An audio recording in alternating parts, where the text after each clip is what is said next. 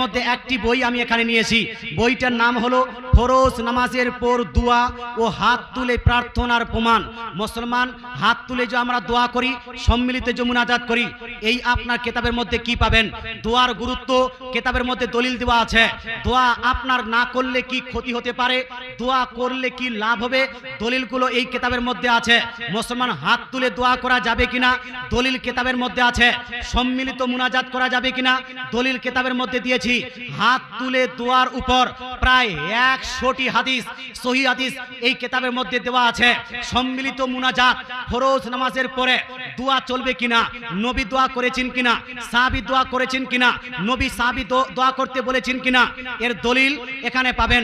মাটি দেওয়ার পরে দোয়া করা যাবে কিনা, দলিল কিতাবের মধ্যে পাবেন। তারপরে আপনার জানাজা নামাজের পরে দোয়া করা যাবে কিনা, দলিল কিতাবের মধ্যে পাবেন। মিলাদ, জালসা, জুলুস, ফাতিহায় হাত তুলে আমরা দোয়া করতে পারি কি পারি না, দলিল কিতাবের মধ্যে আছে।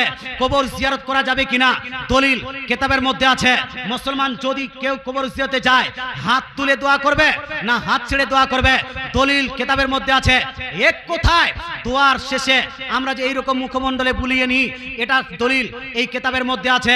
মুসলমান এক কথায় দোয়া সংক্রান্ত যতগুলো জানা ও জানা প্রশ্ন, এই প্রশ্নের সমাধান কিতাবে পাবেন।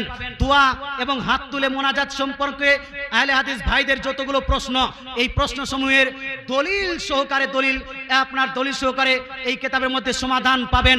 কিতাবটি আলহামদুলিল্লাহ কলকাতা থেকে ছেপে এসেছে। বইটির দাম হলো 100 টাকা। তবে মুসলমান কলকাতা, এই আপনি যদি কালিয়াচকে যান, মালদাতে যান, 10% বা 20% ছাড় দিয়ে 70 বা 80 টাকায় আপনাকে কিতাবটি দিয়ে দিবে। কিন্তু আমাদের এখানে, আমি যেহেতু নিজেই লেখক আর প্রচার ও প্রসার উদ্দেশ্য, এই জন্য 50% আধা লেস দিয়ে মাত্র 50 টাকায় বইটি আমি আপনাকে তুলে দিব। মুসলমান এখানে আসবেন, এই যে আপনার বইটা ব্যাগটা এইদিকে দিয়ে দেন তো, ব্যাগটা এইদিকে দিয়ে দেন। আপনি এখানে আসবেন, এই যে হযরত মাওলানা সাহেবের কাছে মাত্র 50 টাকা করে এক একটা করে পিস নিয়ে যাবেন। নিজে পড়বেন, নিজের বন্ধু বান্ধবদেরকে পড়াবেন, নিজের ছাত্র শিক্ষকদেরকে পড়াবেন। মুসলমান আপনার নিজের আপনার ছেলেদেরকে পড়াবেন। আমাদের বহু ছেলে দোয়া নিয়ে অনেক ঝামেলা করে। আলহামদুলিল্লাহ এই কিতাব পড়ে বহু আহলে হাদিস ছেলেও তওবা করে সুন্নি হয়েছে। জোরে বলেন সুবহানাল্লাহ। এই যে আহলে হাদিস ছেলেরাও কিতাব পড়ে সুন্নি হয়েছে। তাই যাদের যাদের দরকার আছে, মাত্র 50 টাকা দাম। বইটা অবশ্যই নিয়ে যান, আর আপনি নিজে পড়বেন, নিজের পরিবারকে পড়াবেন। মহিলারা আপনারাও পড়বেন। বাপ মা মারা গেছে, মহিলারা কিভাবে দোয়া করবে, বাপ মা মারা গেলে মহিলারা হাত তুলে দোয়া করতে পারবে কিনা, কি কি বলে দোয়া করবে, সব কিতাবের মধ্যে লিপিবদ্ধ আছে। একবার দরুদ শরীফ পড়ি, আর এক একটা করে কিতাব অবশ্যই নিয়ে যাবেন। আল্লাহুম্মা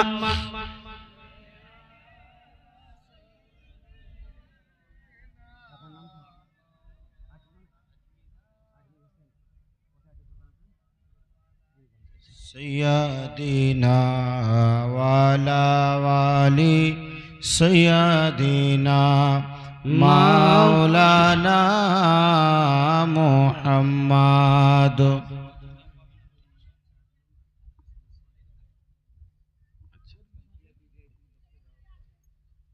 মুসলমান আপনাকে বলতে চাই, আমি দুই একটা জুলুস সংক্রান্ত, ঈদে মিলাদুন্নবী সংক্রান্ত। আচ্ছা, ঈদে মিলাদুন্নবী আমরা পালন করি কিভাবে, কিভাবে জায়েজ আর কিভাবে না জায়েজ?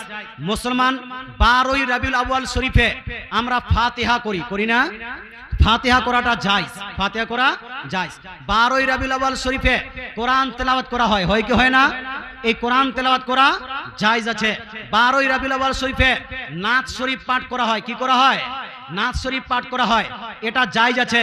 12ই রবিউল আউয়াল শরীফে মিলাদ করা হয়, এই মিলাদ করা জায়েজ আছে। 12ই রবিউল আউয়াল শরীফে খাবার রান্না করে মানুষকে খাওয়ানো হয়, এইটা আপনার জায়েজ আছে। 12ই রবিউল আউয়াল শরীফকে কেন্দ্র করে কিছু কিছু জায়গায় রোজা রাখা হয়। নারে তাকবীর, নারে তাকবীর, নারে রিসালাত या रसूल अल्लाह, नारे रिसालत या रसूल अल्लाह। हजरत अल्लामा मौलाना मुफ्ती जहांगीर आलम रेजवी साहेब जिंदाबाद। जोरे बोलें, हजरत अल्लामा मौलाना मुफ्ती जहांगीर आलम रेजवी साहेब। नारे तकबीर, मसलके आला हजरत जिंदाबाद, मसलके आला हजरत जिंदाबाद। माशाअल्लाह, सुभान अल्लाह। हमारे আমার পরে পরে যিনি বক্তা আছেন হযরত আল্লামা মাওলানা মুফতি জাহাঙ্গীর আলম রেজভী সাহেব, মুসলমান, খুব সুন্দর ভাষায় মুসলমান দলিল সহকারে বাতিলের আতঙ্ক বলা চলে, বাতিলের খুব সুন্দরভাবে যিনি খণ্ডন করতে পারেন, সঠিক মাসলা যিনি মানুষের সম্মুখে তুলে ধরতে পারেন, তিনার নাম হলো হযরত মাওলানা মুফতি জাহাঙ্গীর আলম রেজভী সাহেব। বহু যুবক ছেলে তার ভক্ত, মাশাআল্লাহ, আমাদের আপনার বড়রা তার বক্তৃতা শুনে অনেক আনন্দিত হন। ইনশাআল্লাহ তাআলা 2-4 মিনিটের মধ্যেই তিনি আলোচনা শুরু করে দিবেন। মুসলমান, আমি আমার বক্তৃতা শেষ করছি। বক্তৃতা শেষ করার আগে আমি আপনাকে সংক্ষিপ্ত আকারে বলছি যে ঈদ এ মিলাদুন নবী আপনাকে কেন্দ্র করে জুলুস করি, মিছিল করি, এটা হলো জায়েজ কাজ। ঈদ এ মিলাদুন নবী সাল্লাল্লাহু আলাইহি সাল্লামকে কেন্দ্র করে পতাকা লাগাই, এই পতাকা লাগানোটা হলো জায়েজ কাজ। ঈদ এ মিলাদুন নবী সাল্লাল্লাহু আলাইহি সাল্লামকে কেন্দ্র করে আমরা ফাতিহা বিতরণ করি, ফাতিহা বিতরণ করাটা হলো জায়েজ এবং মুস্তাহাব কাজ। মুসলমান, এই কাজগুলো জায়েজ আছে। সুতরাং আগামী সেপ্টেম্বরের 16 তারিখ সম্ভবত, চাঁদ তার উপর নির্ভর করবে, আমি সম্ভবত বলছি 16 তারিখে ঈদ এ মিলাদুন নবী পালিত হতে চলেছে। সবাই মিলে মুহাব্বতের সহিত, ভালোবাসার সহিত নবীজি সাল্লাল্লাহু আলাইহি ওয়াসাল্লামের আগমন দিবসকে পালন করবেন। কেউ যদি এটাকে নাজায়েজ হারাম বলে সেটার দিকে ধ্যান দেওয়া যাবে না। আল্লাহ তাআলা আমাদের সবাইকে পালন করার তৌফিক দান করুক, বলেন আমিন। এই বলে আমার বক্তৃতা সংক্ষিপ্ত আলোচনা এখানে সমাপ্ত করছি। আলোচনার মধ্যে কেউ যদি আপনার দুঃখ কষ্ট পেয়ে থাকেন তাহলে ক্ষমা প্রার্থী, আর যদি কোরআন হাদিসের মধ্যে কোনো রকম ত্রুটি করে থাকি তাহলে আমি তওবা পড়তেছি।